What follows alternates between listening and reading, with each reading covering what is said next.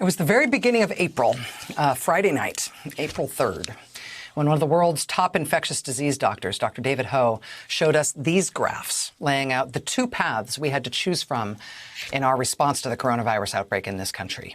And each line there, different colored lines there, are supposed to represent a different state in the country. And the first scenario was called simultaneous. It showed what would happen if the whole country took simultaneous action. If the whole country basically shut down at the same time to try to get the virus under control. We did it all as one. In that scenario, the virus gets stamped out at once all across the country, with each state, the hard-hit states and the less hard-hit states, all parts of the country, fighting the virus as a united front. Scenario 1, simultaneous action. The second scenario was called sequential.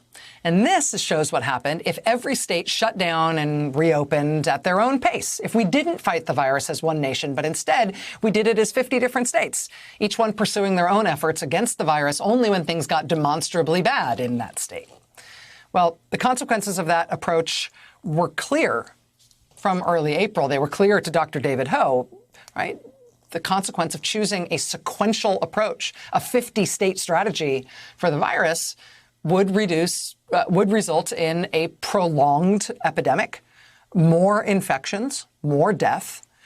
And look at when the time arrives at which this thing resolves. Ultimately, it would take us as a country much, much longer for us to get this thing under control, after much more pain, if we let all different parts of the country act on their own time frame instead of all acting at once.